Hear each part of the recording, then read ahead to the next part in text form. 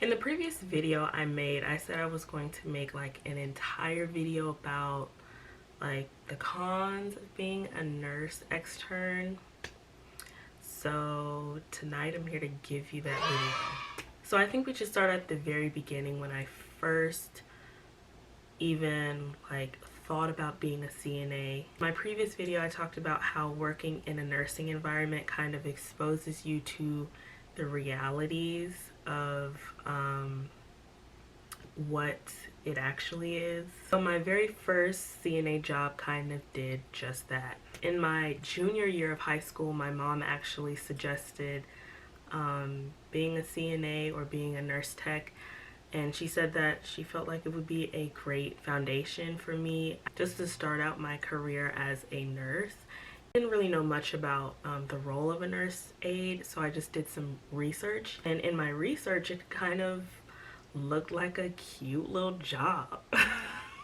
From my research, okay, so from my impression of the research, I'm thinking that I'm going to be interacting with people in, assisted living facilities. The people that can kind of still do for themselves, but they just need a little bit of assistance, like dressing up, eating, feeding them, brushing their teeth, and things like that. And all of those things to me sounded very attractive because it just seemed easy enough. So just imagine, I have this ideal picture of being a nurse aide in my head. I will never forget the very first time I actually worked one of my very first clinical shifts as a CNA, and I had to shadow a nurse aide. One of the first things we had to do was empty out somebody's ostomy bag. So just imagine like the juxtaposition. If you don't know what an ostomy bag is, it's basically like a pouch that is connected to one of the large intestines. It can be attached to different parts of the large intestine, but it's basically a bag for your bowel. So I was helping her empty that out, and the whole time I'm thinking, is this even in my scope of practice? Because this ain't one of my skills in my little handbook. The CNA that I shadowed with, she would always be saying, oh well, I'm actually not supposed to be doing this, but I'm gonna do it anyway. I'm actually this isn't actually in your scope of practice, but I do it anyway. I'm like, this is something that you're actually not responsible for, and you're spending your shift doing it. It doesn't make too much sense to me, but that's her business. I say all that to say that was one of the first times my like optimism or idealness or like rosiness about nursing kind of got shifted a little bit. So let's fast forward when I actually got a job working as a CNA. This was after I passed my exams and I finally got certified. This is me finally working as a paid certified nurse aide. First of all, I just need to point out I was 19, which is a very important factor to include. And I had never had a job that required as much autonomy, time management, and prioritization as being a nurse aide. All of the jobs that I was familiar with was me working the cash register, pressing buttons, smiling at people, and saying my basic spiel. Like it was nothing like being a nurse aide. So I'm going into this nurse aide job with none of those things and no experience, like nothing except for my 3 little clinical shifts that I did a year ago, because at this point this was after like my first semester of college. So as you can imagine, this was very intimidating territory for me, and I only had like 3 days of orientation, and each day like everyone would be like, oh, there's only this amount of days until you're by yourself. Oh, there's only this amount of days until you're by yourself. Are you ready? I'm like, what do y'all mean about me being by myself? Y'all not coming into work? Y'all not working y'all shifts? And I think that's when I should have noted their, I guess, mindset about teamwork. Non-existent, but we gonna get into that. So in that job, I was always very nervous to ask people for help. That job, I was finding myself needing a lot of help, but I was very reluctant to ask people for help because of how they would kind of treat me about it. There would always be like some type of reluctance or like an attitude or something, or just trying to like really belittle me. Yeah, that's what I had to deal with my very first job as a CNA. And as you can imagine, I hated that job to my core. I hated that job so much that there would be like a sensation in my chest every single time I woke up for work. And the only words I can use to explain that feeling is just like despair and anguish. Like that's what I truly felt every morning. I honestly couldn't even enjoy my days off because I'd be thinking about the next day I had to go into work. I really felt like once I got into my routine of tending to my residents that I was assigned to, the day would get better. I wouldn't feel the despair and anguish that I felt when I woke up for the day. And this is of course when I gained a little bit more experience as, you know, as I kept working. And so that whole time, I would say that was a pretty confusing time for me because I was wondering if the despair and anguish that I felt was because I didn't like my role as a nurse aide, which could mean I probably wouldn't enjoy nursing in the future, or is it because of this job or this environment that I'm in. So to fast forward to my current role as a nurse extern in a hospital setting, I'm grateful that God has made me realize that it's not the nursing role that I disliked, but it was the environment that I was in. That environment just wasn't conducive enough for the role that I was, which was an inexperienced young nurse tech. So yeah, that was a very fortunate revelation that I had. And to compare my first CNA job to the job that I have now, coworkers there are much more helpful and team oriented. I feel like the management is a lot better organized. The equipment actually works. Well, I mean, for the most part.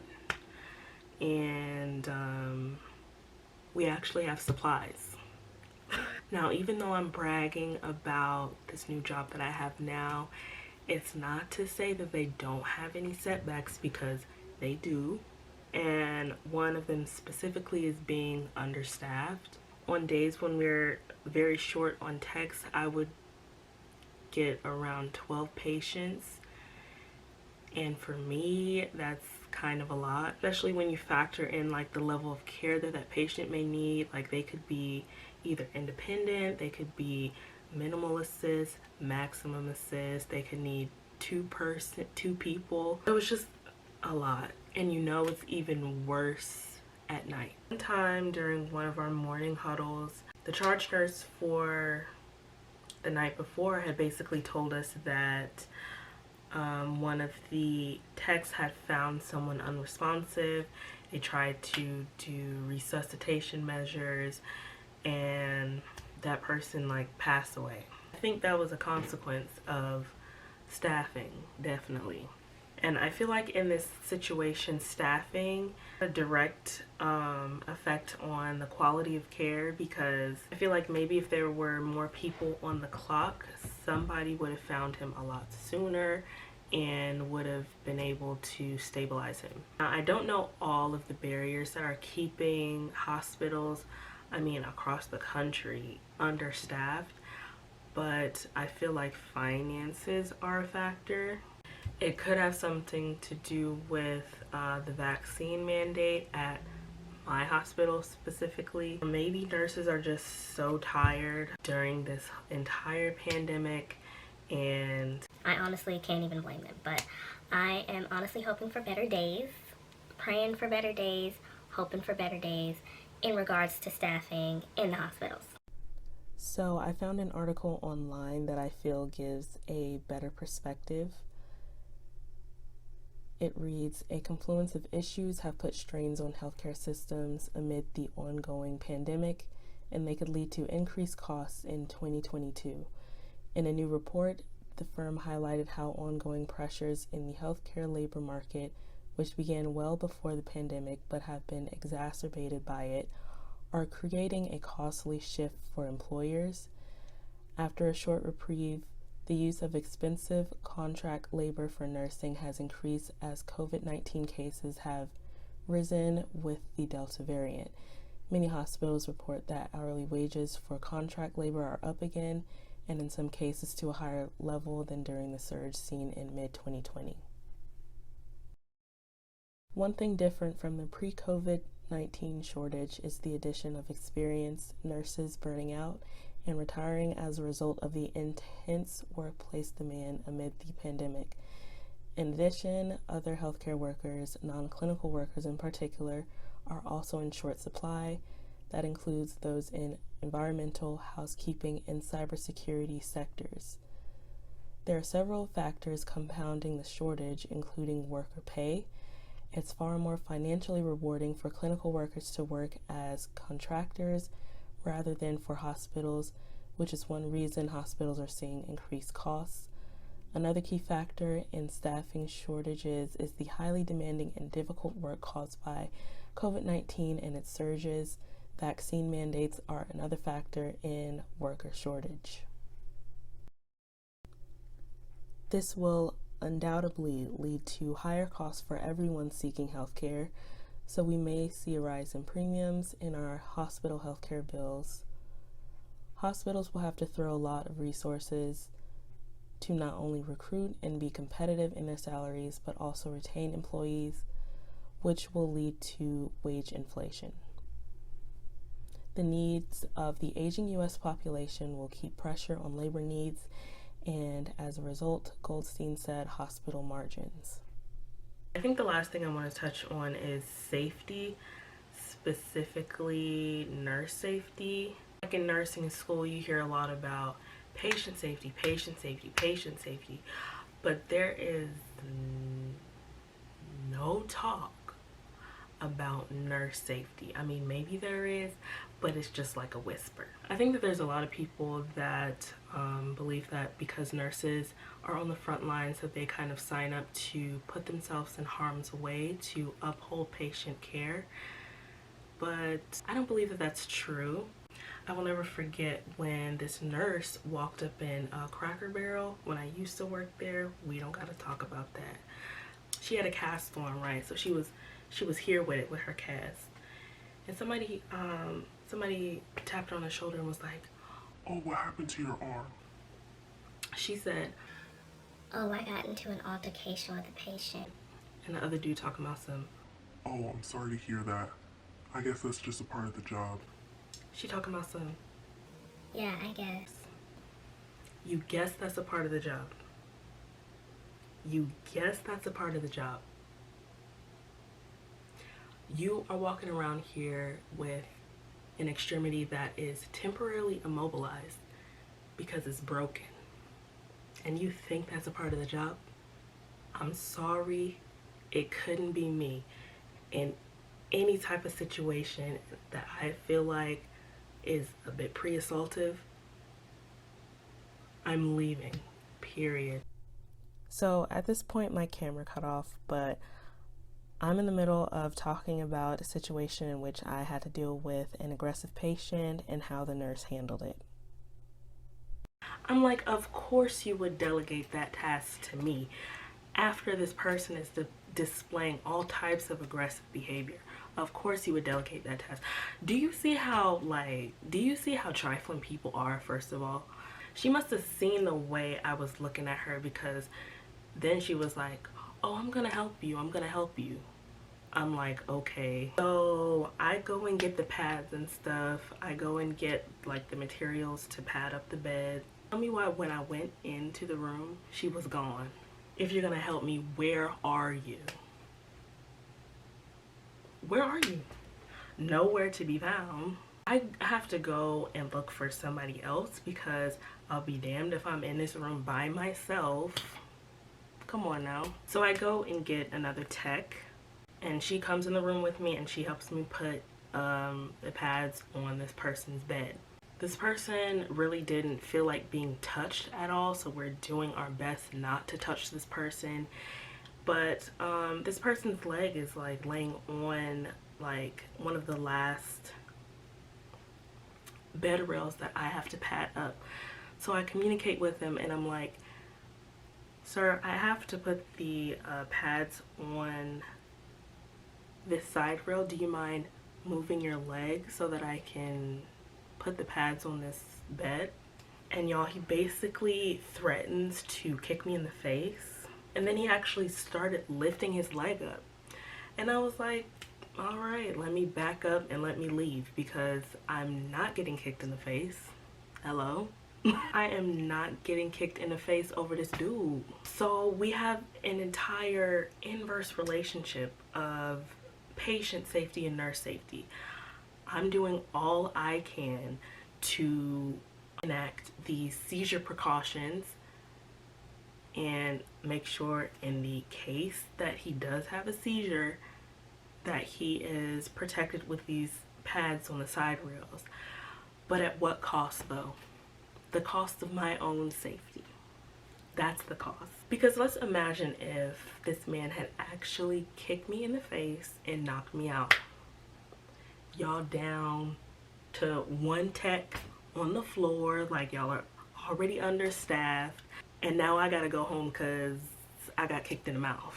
And of course, like I said, being understaffed is gonna cause a direct effect on patient care. So we're all worse off. There's no way we can actually make a trade-off of nurse safety and patient safety, because both of these are very important to patient satisfaction.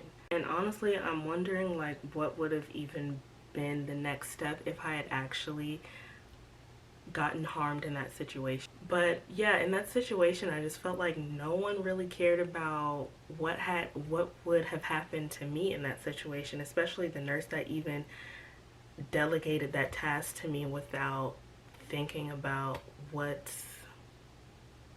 could possibly happen to me. And that kind of taught me that I'm really the only one that is looking out for me, and I feel like that can be applicable to any type of situation. And it's definitely best that in all types of situations I find myself in as a nurse, that I prioritize my own safety. I believe that's in the nursing code of ethics. Hold on, let me pull it up, because as a matter of fact, I know it's in the nursing code of ethics because I wrote a paper on it. Okay, so I'm reading from the American Nurse Association Code of Ethics. This is provision 5.